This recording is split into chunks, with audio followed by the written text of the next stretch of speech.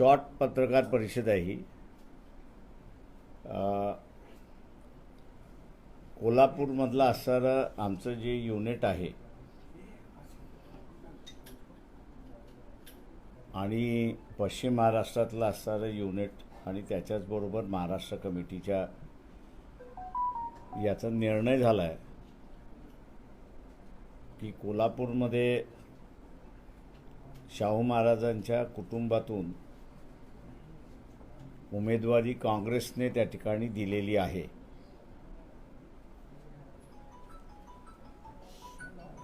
आम्ही असणारं पक्ष म्हणून आणि आयडिओलॉजी म्हणून फुले शाहू आंबेडकर असं संबोधित त्या ठिकाणी करत असतो, आयडिओलॉजिकल भूमिका त्या ठिकाणी घेत असतो.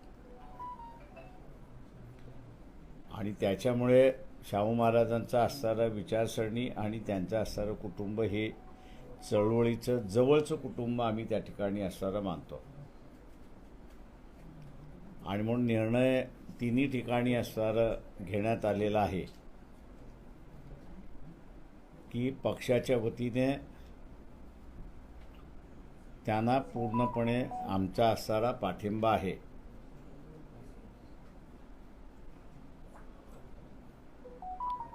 त्यांना निवडून आणण्याच्या दृष्टिकोनातून जे जे प्रयत्न करावे लागतील ते सगळे प्रयत्न पक्षाच्या वतीने त्या ठिकाणी केल्या जातील.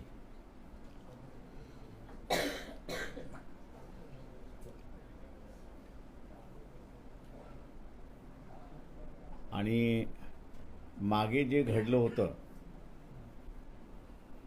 ते यावेळेस न घडू देणं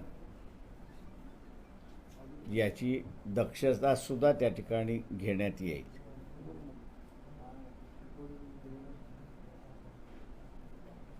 कोल्हापूरमध्ये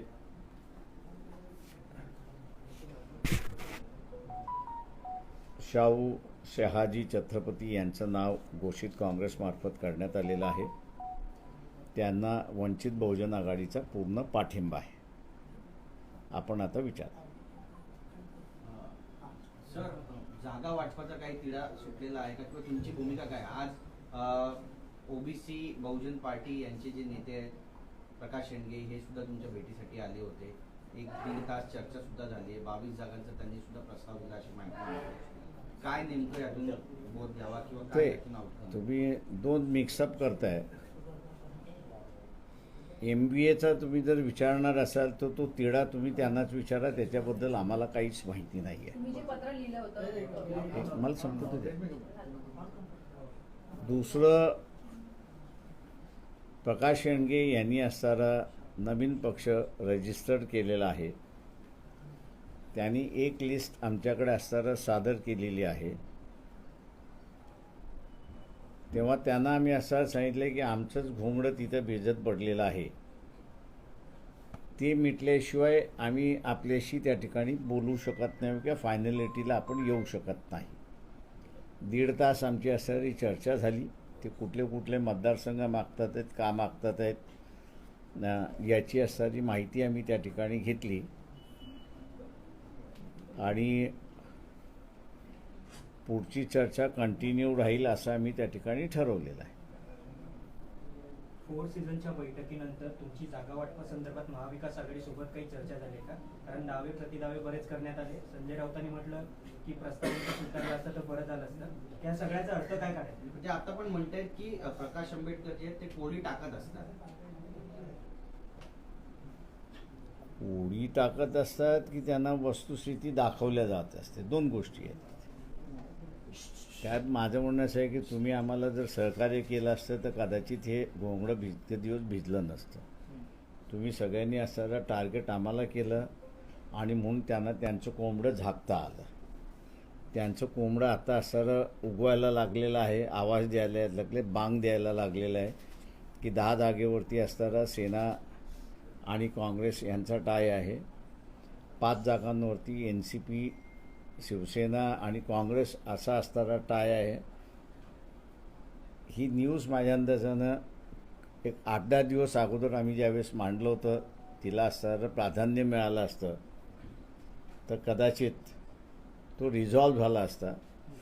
पण सगळा टार्गेट हाच राहिला की वंचित जागा देत नाही, वंचित अमुक करत नाही, वंचित अमुक करत नाही, वंचित अमुक करत नाही. तिथे आमचाच प्रश्न होता, त्यांचंच भांडण मिटत नसेल, त्यांचाच तिढा जर संपत नसेल तर आम्ही त्याच्यामध्ये कुठे शिरायचं.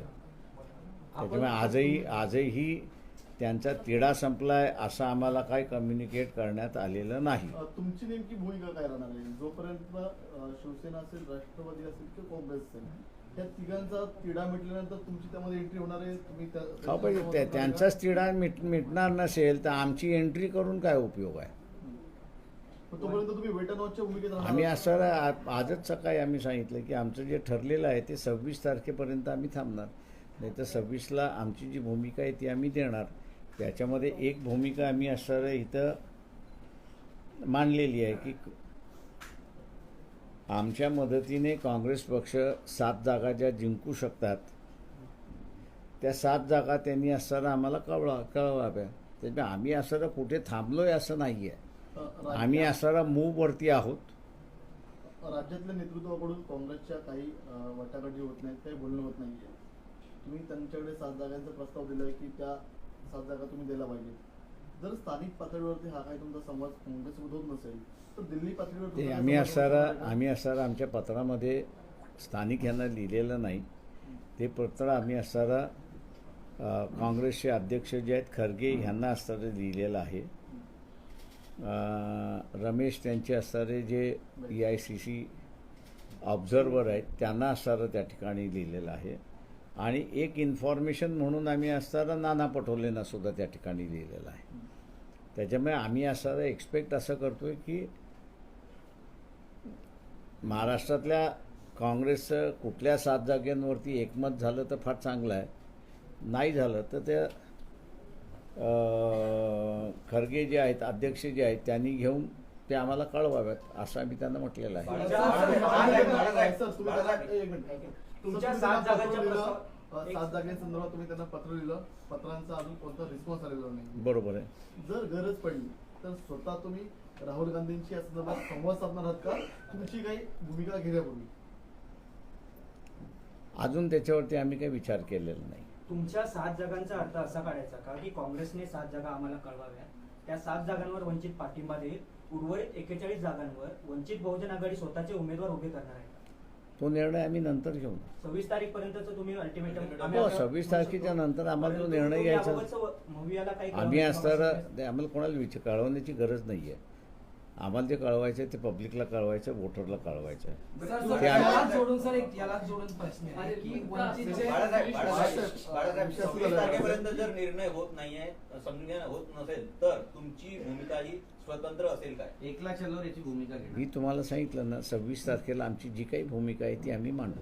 सर, एकीकडे तुम्ही असं म्हणत आहात की 7 जागांचा प्रस्ताव काँग्रेस सोबतचा तुम्ही वेट अँड वॉचची भूमिका घेतात, मात्र दुसरीकडे मवियाचे नेते म्हणत आहेत की वंचित ही आमच्या सोबतच आहेत, आम्ही वंचितला सोबतच घेऊन चालवतो. ते कुठेतरी दुमत दिसतंय का? आम्ही असं यांचं जर जमलं नाही तर त्याच्यामधला आम्ही असा चॉईस हा दिला की काँग्रेसच्या 7 जागा ज्या आहेत त्या 7 जागा त्यांनी कळवाव्यात. म्हणजे मग आम्ही असं त्यांचं जमलं नाही तर प्रत्येकाला 48 जागा त्या तिघांपैकी लढवाव्या लागतील. आणि त्याच्या तिघांनी जर 48 जागा लढवायचं ठरवलं तर त्याच्यापैकी म्हणून आम्ही काँग्रेसला म्हटलं की 7 जागा तुम्ही आम्हाला कळवा, आम्ही तुम्हाला पाठिंबा देतो त्या 7 जागेवरती. बाळासाहेब, एकीकडे तुमच्यासमोर आव्हान असणार ते महायुतीचं. महायुतीची जवळपास पहिली यादी घोषित झालेली आहे. त्यांच्या आता 20 जणांची यादी येणे बाकी आहे. त्यांच्या दिल्लीमध्ये बैठका सुरू आहे. दुसरीकडे तुमचं असं म्हणतं की महाविकास आघाडीमध्ये जागा वाटपाचं घोंगडं अजूनही भिजतच आहे. तुम्ही वाट पाहत आहे ती 3 पक्षांची, त्या तिघांमध्ये काय ठरतंय त्यानंतर तुमची भूमिका जाहीर करणार आहात. तुमचं ऑब्झर्वेशन काय सांगतंय?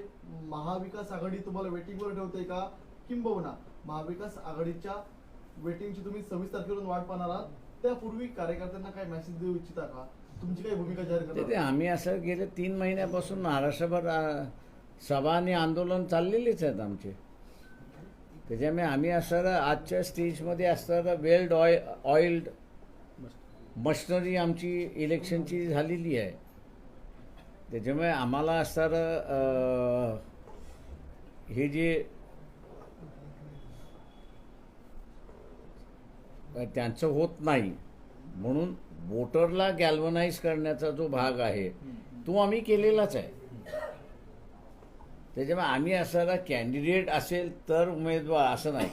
आमच्या असणारं जी काही बांधणी आहे ती बांधणी म्हणजे जिल्हा पातळीची बांधणी, तालुका पातळीची बांधणी, शहराची बांधणी, प्रभाग, जिल्हा परिषद सर्कल, पंचायत समिती सर्कल इथपर्यंत आमची असणारी बांधणी आहे. त्याच्यामुळे आम्हाला कधीही केव्हाही इन्फ्रास्ट्रक्चर जो आहे तो रेडी अवेलेबल असतो आणि आम्ही कुठलाही निर्णय घेतला तर तो आम्ही अंमलबजावणी करू 2019 शकतो. प्रमाणे तुम्ही संपूर्ण महाराष्ट्रामध्ये सर्व जागांवरती निवडणुका लढवणार आहात का, किंवा काही स्पेसिफिक जागांवरती निवडणुका लढवणार आहात? अच्छा, आता तुम्ही हे केलं पाहिजे. त्याच्यामध्ये आता 7 जागा जेव्हा काँग्रेस मिळते 48 कसं काय लढणार राजा? सिंपल आहे, सिंपल आहे, सिंपलच आहे.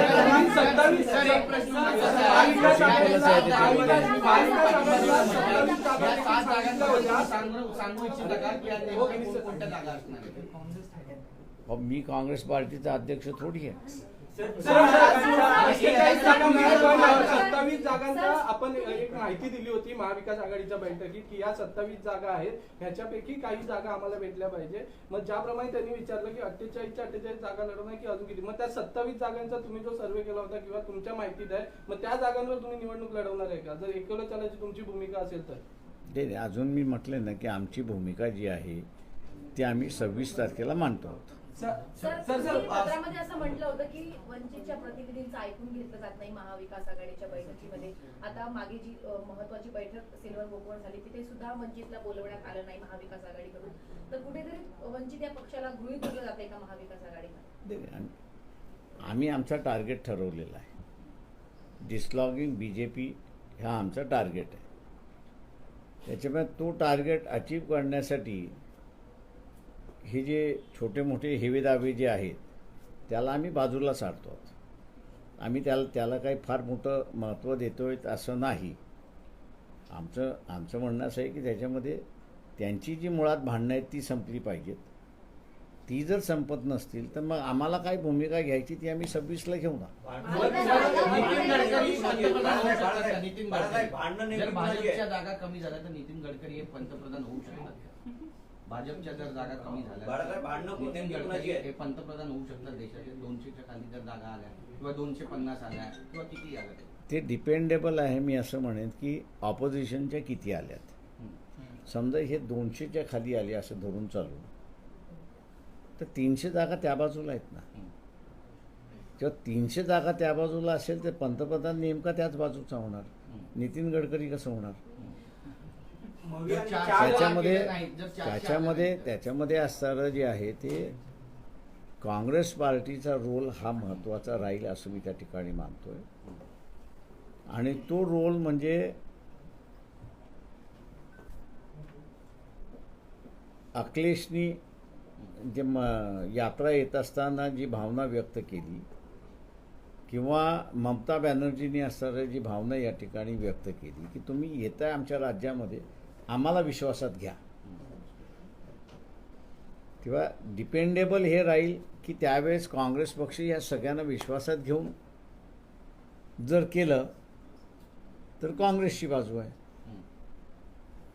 विश्वासात जर काँग्रेसने घेतलं नाही तर मग कोणाची ही बाजू? सर, विश्वासाचाच प्रश्न आहे. तर मग ज्या 4 जागेंचा प्रस्ताव दिला होता तुम्हाला त्या 4 जागेंपैकी 2 जागा अशा होत्या की जिथे ते तिन्ही पक्ष महाविकास आघाडीतले जिंकू शकत नाही असं एक अंदाज वर्तवला जात होता, म्हणून त्या 4 पैकी 2 जागा तुम्हाला दिल्या असं म्हटलं जात आहे. मी काय म्हणालो की आम्हाला असं तुम्ही कुठून 4चा आकडा आणला हा मला माहित नाही. संजय राऊतांनी सांगितलंय 4 जागांचा आम्ही प्रस्ताव दिला, त्या 4 जागा कोणत्या आता आम्ही उकललेलं नाहीये. त्यामुळे वंचित कडून ते सांगता येईल का की 4 जागा आम्ही नेमक्या असणारा कोणत्या जागा आहेत? माझ्या अंदाजानं सिद्धार्थ मोकळे यांनी बरेच वेळा त्यांच्या व्हिडिओमधनं आणि त्यांच्या स्टेटमेंटमधनं क्लिअर केलं आहे की आम्हाला 4 कधीच ऑफर केलेला नाहीत. 3 ऑफर केल्या होत्या. त्याच्यामध्ये एक अकोला होती की जी आम्ही त्यांना म्हटलं तुम्ही परत घ्या. तसं म्हटलं तर 2च जागा त्याच्यामधल्या असणाऱ्या दिल्या होत्या त्यांनी. त्याच्यामुळे हा म्हणून म्हटलं की आम्ही जे म्हणतोय ते कॅरी करण्याच्या ऐवजी संजय जे म्हणतात ते फार मोठ्या प्रमाणात कॅरी केलं जाते अशी असणारी परिस्थिती आहे. सर नेमका तुम्हाला किती जागा पाहिजेत महाविकास आघाडीकडून एक प्रत्यक्ष असं तुम्ही आता चर्चा सांग- ह्या टीव्हीवरनं होत नसतात. नाही, म्हणूनच म्हटलं जाते की तुम्हाला नेमक्या जागा किती पाहिजेत? सर्व महाविकास आघाडीकडून वेगवेगळ्या जागांची आकडेवारी समोर येते. सर सर तुम्ही स्पेसिफिक संजय राऊतांचं नाव घेतलं की संजय जे म्हणतायत ते केलं पडतं.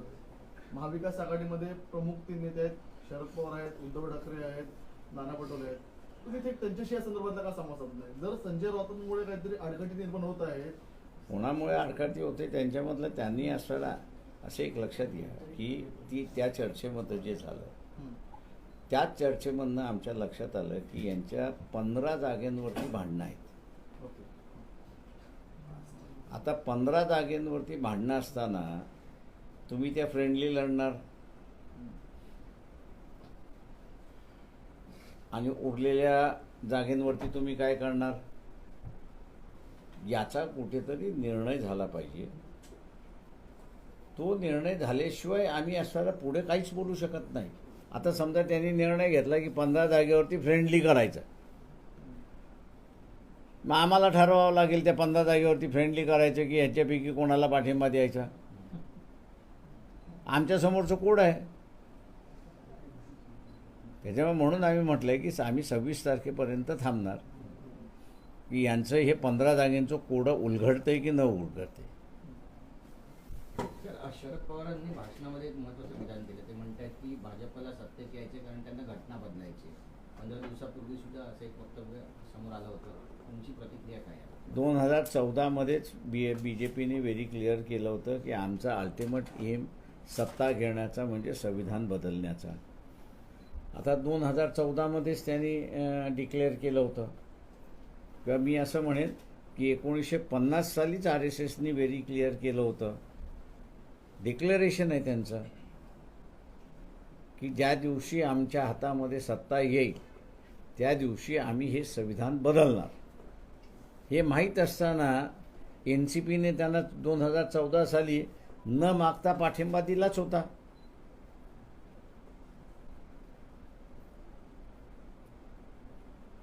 सर तुम्ही काँग्रेसला 7 जागांवर सपोर्ट करू असं म्हणताय, जर यांचं ठरलं नाही. ज्या वेळेला ट्रायडेंटमध्ये बैठक झाली होती त्या बैठकीमध्ये तुम्ही उपस्थित होतात. बाहेर येताना तुम्ही असं एक विधान दिलं होतं की काँग्रेससोबत आमचं जमत नाही आणि आता त्याच काँग्रेसला 7 जागांवर पाठिंबा द्यायचं तुम्ही मी म्हणताय. काँग्रेसबरोबर जमत नाही असं कुठेच म्हणालेलो नाही. मी असं एवढं म्हटलं की चर्चा खुल्या मनाने झाली, खुल्या दिलाने झाली. त्या चर्चेशी मी असताना आनंदित आहे आणि म्हणून मी असताना म्हणतोय की ॲटलिस्ट 15 जागेंचा डिस्प्यूट आहे तो तरी मान्य करण्यात गेलेला आहे तिथे. ठाकरेंसोबतची तुमची आघाडी अजूनही आहे का? भीमशक्ती शिवशक्ती तुम्ही जाहीर नाही, माझ्या पक्षाची अंदाजाने ती केली. आघाडी आता नाही आहे असं मी म्हणतो. याचं कारण की आता 4 पार्टी एग्रीमेंटमध्ये आम्ही सगळेजण आहोत. जे एक्सक्लुसिव्हली होतं शिवसेना आणि वंचित बहुजन आघाडी ते राहिलेलं नाही. मी अजूनपर्यंत बोललो नाही, पण आम्ही असताना अनेक वेळा त्याच्यामध्ये की महाविकास आघाडीमध्ये जायचं असेल तर आपण दोघांनी पहिल्यांदा बसलं पाहिजे, स्ट्रॅटेजी ठरवली पाहिजे, जागा ठरवल्या पाहिजे आणि मग आपण तिथे बोलू. त्याच्यातल्या काहीच गोष्टी फॉलो झाल्या नाहीत आणि ते इंडिपेंडेंटली जाऊन त्यांच्याशी बोलून आले. त्याच्यामुळे असताना आता आम्ही असं म्हणतो ती जुनी युती नाही. आता महाविकास आघाडीबरोबर आमचं जमलं तर युती आहे, नाही जमलं तर युती नाही. मग महानगरपालिकेच्या निवडणुका लागल्या तर पुन्हा एकदा तुमच्यावर युती केली जाऊ शकते, कारण का ही युती जेव्हा झाली ती महानगरपालिकेच्या अनुषंगाने झाली होती. असं काहीच आमचं हे नव्हतं त्यावेळेस की महानगरपालिकेपुरती आणि विधानसभेपुरती आणि लोकसभेपुरती नाही, असं काहीच नाही. पक्षाची युती झाली.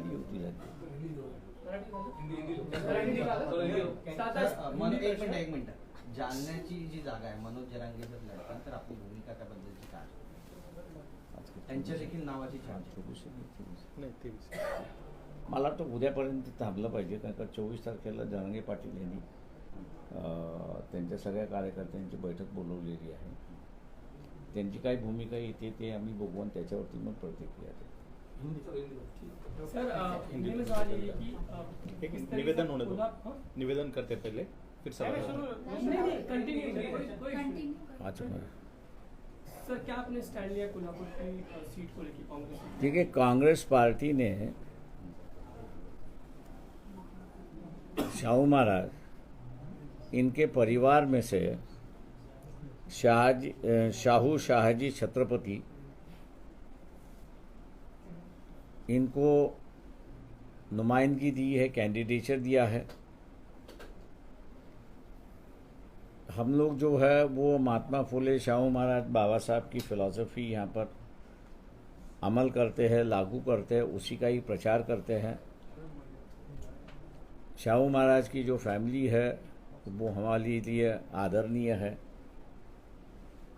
और इसलिए जब उस परिवार की किसी सदस्य को कांग्रेस पार्टी ने उम्मीदवारी दी है, शाहू शाहजी छत्रपति को जो उम्मीदवारी दी है, वंचित बहुजन अघाड़ी उसका समर्थन करती है, और वंचित बहुजन अघाड़ी जो है इनकी जीत के लिए प्रयास करती रहेगी। सर इसके अलावा जिन 7 सीट का जिक्र आपने कांग्रेस से किया था कि आप समर्थन देने के लिए तैयार हैं, क्या कुछ उसके आगे बात बढ़ी है, उनकी ओर से कुछ कहना मेरे है? ख्याल से देखिए कि ये सवाल जो है वो थोड़ा सा वक्त के दायरे में नहीं है। उसकी वजह यह है कि अभी भी 15 सीटों पर महाविकास अघाड़ी के तीनों घटक पार्टियां जो है उनमें तालमेल नहीं हो चुका है, इसलिए डिसाइड करना मैं समझता हूँ उनके लिए थोड़ी सी तकलीफ है। जब कभी उनकी लिस्ट आ जाएगी तो हम लोग उनको जो है समर्थन जाहिर करेंगे। सर आप जिस तरीके से कहते हैं कि आप कांग्रेस के 7 ऐसे कैंडिडेट्स को आप समर्थन देने के लिए तैयार हैं, कभी आप शिवसेना के पहले करीब गए थे, तो यही फैसला शिवसेना के बारे में क्यों एनसीपी? ये हमने उस दिन जो कहा था, हमने कहा कि हमारी भूमिका जो है वो हमने कांग्रेस के लिए खुली की है। जिसको समर्थन चाहिए वो हम लोग के साथ में अप्रोच करे, हम उससे बातचीत करने के लिए तैयार हैं।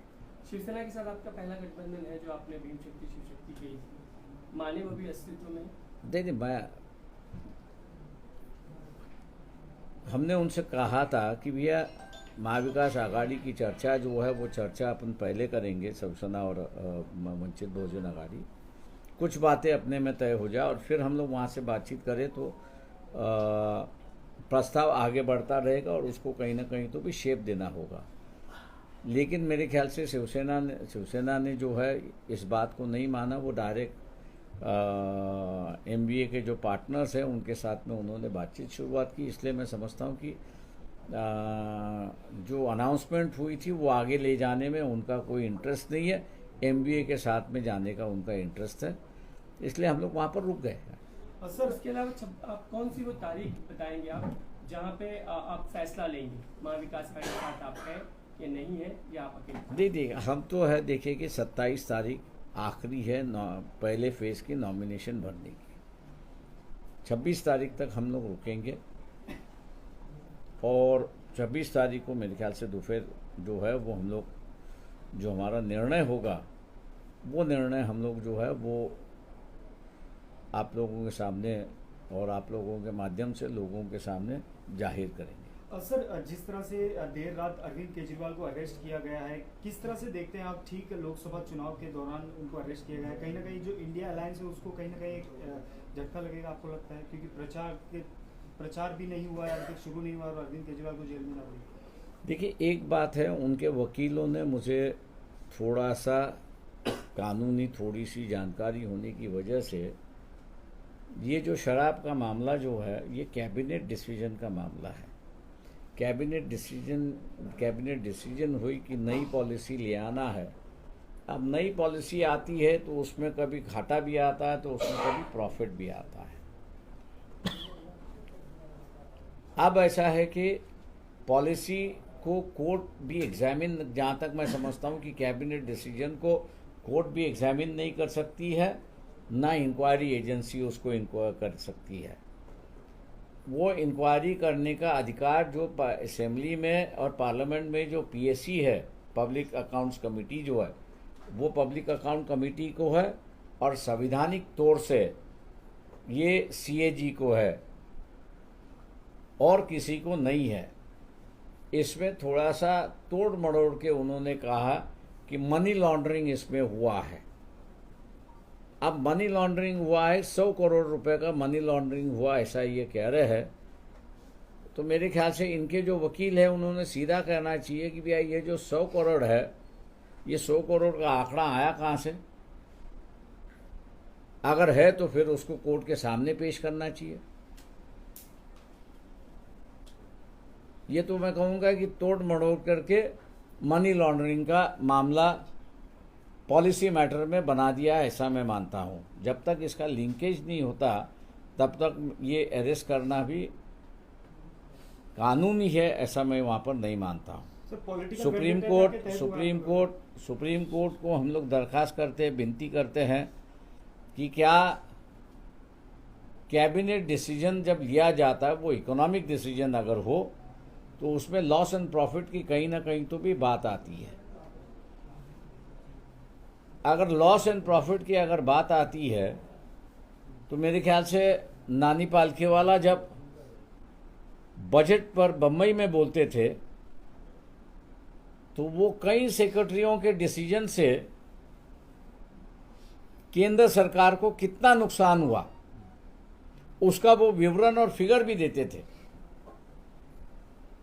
लेकिन इस बात को पब्लिकली बाहर आने के बाद भी किसी भी सरकार ने उस सेक्रेटरी और उस मंत्री को हिरासत में नहीं लिया, ना उनके खिलाफ कोई कानूनी कार्रवाई की। उसकी वजह यह है कि कैबिनेट डिसीजन लेता है, एक व्यक्ति नहीं लेता है। अगर ये शराब का मामला अगर कैबिनेट डिसीजन का है तो मैं ये कहूँगा कि पूरा कैबिनेट अरेस्ट होना चाहिए। सिर्फ उसमें से जो मंत्री है उसको और मुख्यमंत्री है उसको क्यों? कलेक्टिव डिसीजन, कलेक्टिव रिस्पॉन्सिबिलिटी है। तो कलेक्टिव रिस्पॉन्सिबिलिटी होने की वजह से वो पूरा मंत्रिमंडल ही अरेस्ट होना चाहिए, लेकिन पूरा मंत्रिमंडल उसमें अरेस्ट नहीं हो रहा है। ये सिलेक्टिव अरेस्ट जो हो रहा है, ये एक मैं कहूँगा कि विक्टिमाइजेशन और पॉलिटिकलाइजेशन की बात है। आम लोगों से मैं अपील करूँगा कि आज केजरीवाल है, कल आम जनता भी इसमें फंस जाएगी। इसलिए जल्दी से जल्दी ये इस सरकार को निकालो, यही हम लोग का प्रचार और प्रसार होगा। पण सर, दिल्लीमध्ये केजरीवालांना अटक झाल्यानंतर दुसरे मुख्यमंत्री नेमण्यात आलेले नाहीये। दिल्लीचं नेमकं सरकार चालेल कसं? आणि केजरीवालांची अटक किती लॉफुल आहे हा पण सगळ्यात महत्त्वाचा मुद्दा आहे मराठी. संविधानामध्ये असं प्रावधान आहे की कॅबिनेट डिसिजन हे कोर्टामध्ये चॅलेंज केल्या जाऊ शकत नाही। कोर्टाचा इश्यू कधी येतो की ज्यावेळेस कॅबिनेट डिसिजन झालेला आहे, ते कॅबिनेट डिसिजन असेंब्लीच्या सभागृहामध्ये गेलेलं आहे आणि प्रत्येक सभागृहामध्ये PAC आहे, म्हणजे पब्लिक अकाउंट्स कमिटी आहे। त्या पब्लिक अकाउंट्स कमिटीने जोपर्यंत यांच्या ह्या निर्णयामुळे शासकीय लॉस झालेला आहे, आता लॉस हा सुद्धा दोन प्रकारचा लॉस आहे, एक सिव्हिल लॉस आहे आणि एक क्रिमिनल लॉस आहे। जोपर्यंत तो क्रिमिनल लॉस होत नाही तोपर्यंत तुम्हाला पोलिसी कारवाई त्या ठिकाणी करता येत नाही, अशी असणारी परिस्थिती आहे। त्याच्यामुळे सुप्रीम कोर्टाला आमची असणारी विनंती आहे की कॅबिनेट डिसिजनच्या निर्णयामध्ये इन्क्वायरी, हे जे इन्क्वायरी एजन्सीज आहेत त्या इन्क्वायरी करू शकतात का, याला जोडून त्यांनी असं केले की मनी लॉन्ड्रिंगचा असणारा चार्जेस त्या ठिकाणी लावलेत की याच्यामुळे त्यांना एवढ्या कोटीचा असणारा फायदा झाला आहे।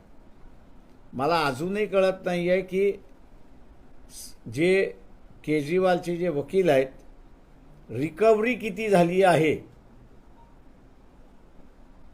याचं विवरण तुम्ही देणार आहात की नाही, की जस्ट हिअरसे की 100 कोटीचा असणारा नफा झालेला आहे, ट्रान्झॅक्शन झालेला आहे, अमुक झालेला आहे, पण ते ट्रान्झॅक्शन सिद्ध करता येत नाही। त्याच्यातले असणारे पैसा रिकव्हरी झाला आहे ते तुम्हाला कोर्टाला सांगता येत नाही. तर तुम्ही असं कोर्टाला म्हणताय यांनी हे केलेलं आहे आणि आम्हाला आता ह्याला मार झोडायला करू द्या आणि कबूल करू द्या आणि मग आम्ही सगळे पुरावा आणतो. हे जे चाललेलं आहे माझ्या अंदाजानं पहिल्यांदा थांबलं पाहिजे. सामान्य माणसांना असणारं माझं आव्हान आहे की आज केजरीवाल आहे, उद्या आपण सगळे सध्या असू शकतो अशी परिस्थिती आहे. तर माझा प्रश्न असा होता की त्या ठिकाणी आता राज्यामध्ये मुख्यमंत्री नाहीये, तर राज्य सरकारचं काम चालणार कसं? कारण की कॅबिनेटचे प्रमुख म्हणून मुख्यमंत्री कॅबिनेट बैठक घेत असतात, फाईल क्लिअर करत असतात. आता जर मुख्यमंत्री जेलमध्ये असतील तर कॅबिनेटचे निर्णय कोण घेणार? एक प्रश्न. आणि जर उद्या फाईल एक दिवस मुख्यमंत्री आज असेल, जेलचा नियम असं सांगतो की त्यांना राजीनामा देणं बंधनकारक नाहीये, पण जर दिवसाला हजारो फाईल साईनचं गरज असेल. प्रश्न त्याच्यामधला असणारं एक आपण लक्षात घेतलं पाहिजे की हिरासतमध्ये ज्यावेळेस घेतला जातो त्यावेळेस तो एक्यूज नसतो. इन्क्वायरी करायची आहे आणि इन्क्वायरी करायची असल्यामुळे त्याचं फ्री मुवमेंट जी आहे ती रिस्ट्रिक्ट केल्या जाते. त्याच्यामुळे असणारं उद्या केजरीवालने ठरवलं की मी जेलमधनं सरकार चालवेन, थांबवणारं कुठलीही गोष्ट नाही. तो कॅबिनेट बैठक जेलमध्ये घेऊ शकतो. कॅबिनेट म्हणून तो तिथे असणारा सेक्रेटरीला बोलू शकतो, तिथं त्यांचं डिस्कशन होऊ शकतं आणि तिथं त्यांच्या फायलीही क्लिअर होऊ शकतात. म्हणजे हे कायदेशीर आहे. मॉरली जर आपण असणारं बघितलं तर केजरीवालने दुसरा मुख्यमंत्री नेमला पाहिजे. हे मॉरली बाइंडिंग त्यांच्यावरती आहे आणि ती त्यांनी करावं अशी आमची त्यांना विनंती आहे. बरं सर, दिल्लीमध्ये बैठका सुरू आहेत. महायुतीच्या जागेचा देखील तिढा जो आहे तो अद्यापही सुटलेला नाही. आता एक माहिती अशी सुद्धा येते की अमित शहा यांच्यासोबत राज ठाकरेंची जी बैठक झालेली आहे त्यामध्ये शिवसेनेचं नेतृत्व हे भविष्यामध्ये राज ठाकरेंनी करावं असं त्यांना सांगण्यात आलेलं आहे. ही माहिती सूत्रांकडून मिळते. भविष्यामध्ये असं काही घडेल असं वाटतं तुम्हाला? नाही, मला काहीच त्याच्यावरती कॉमेंट्स नाही. No comments. थँक्यू. तुम्ही पाहत आहात महाराष्ट्राच्या कुशीतलं GK न्यूज मराठी. सात जनतेची, भूमी महाराष्ट्राची.